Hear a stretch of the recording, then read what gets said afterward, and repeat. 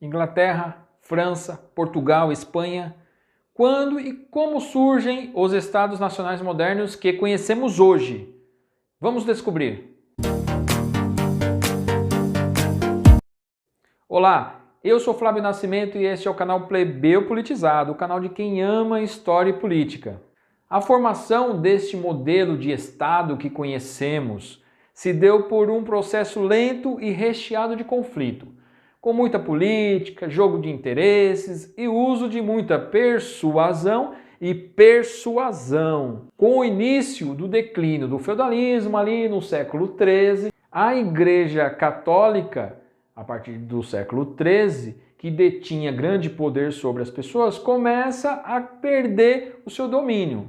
Agora dava sinais de cansaço e a nobreza e os servos já estavam começando a desconfiar da igreja. Haviam muitas guerras por disputa de terra. Às vezes nem se sabia quem estava invadindo quem. Tamanha era a confusão. E para complicar ainda mais, houve uma pandemia em meados do século XIV que matou cerca de 30% da Europa. As pessoas, a nobreza e os servos queriam explicação. Mas por quê? Por que isso está acontecendo? E a igreja não sabia como controlar isso. Isso fez também com que o poder da igreja fosse esvaindo aos poucos ali nesse período. Como já contado no vídeo sobre o feudalismo, a Europa era recheada de pequenos reinos, formados por sua vez por feudos, onde aquele senhor feudal mais poderoso, o suzerano, tinha certo domínio político em cada região, chegando a ser nomeado rei. Com o avanço dos séculos 13, 14 e 15,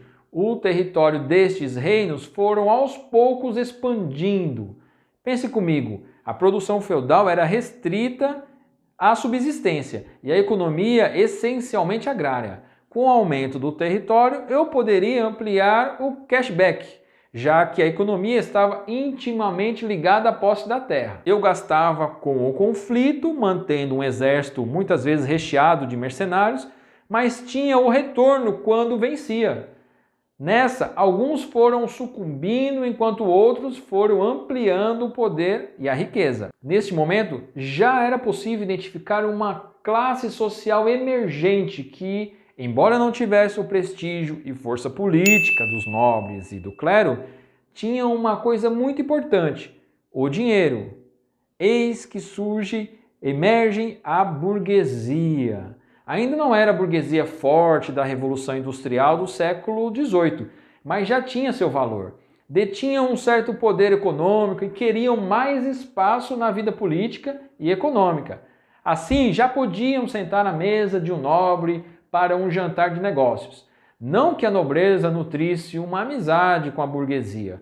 Para os nobres, aqueles ainda eram considerados a gentalha. O seu dinheiro tinha importância, os deixavam menos fedidos ao nariz dos nobres. Mas, como eu disse, a guerra custava umas moedas. E em contrapartida, esses burgueses procuravam algumas vantagens comerciais, como redução de impostos, proteção militar ou algum acesso à política e às benesses da nobreza. E veja o que Karl Marx e Friedrich Engels escrevem no Manifesto Comunista lá no século XIX, ao analisarem os burgueses em seu passado. Veja, eles escrevem: a burguesia suprime cada vez mais a dispersão dos meios de produção, da propriedade e da população. Aglomerou as populações, centralizou os meios de produção e concentrou a propriedade em poucas mãos. A consequência necessária dessas transformações foi a centralização política.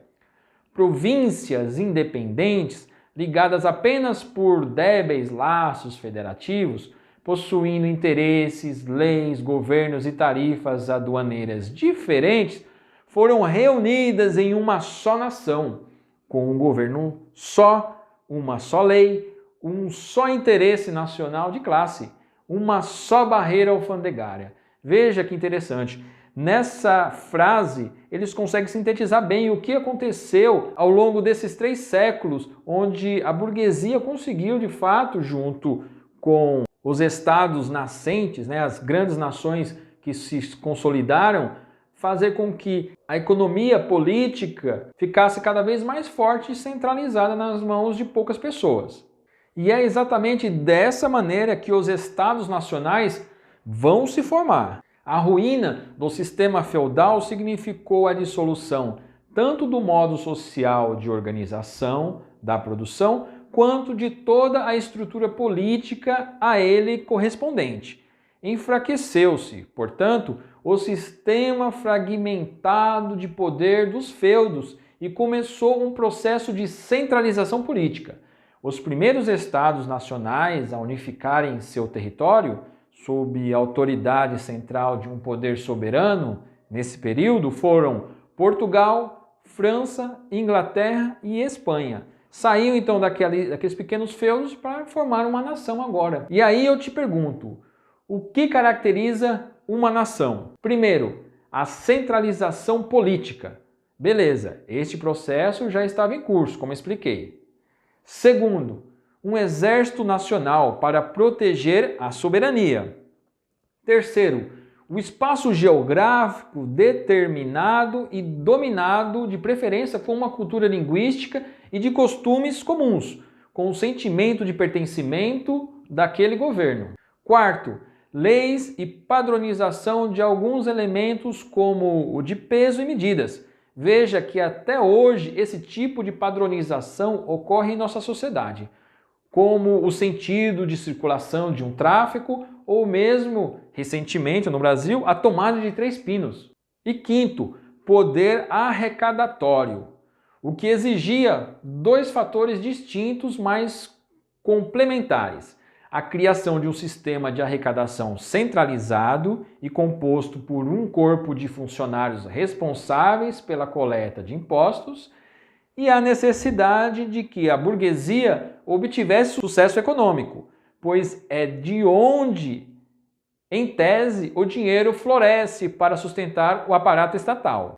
A burguesia mercantil que surgia, como é de se esperar, não gostava de pagar impostos, mas via 2 boas contrapartidas nessa aliança com a monarquia: a unificação das tarifas e das moedas, facilitando assim os negócios, e a constituição de tropas permanentes, que lhe oferecia segurança no comércio. Esse processo, por vezes descontínuo, conturbado e violento, deu origem ao Estado moderno e ao capitalismo.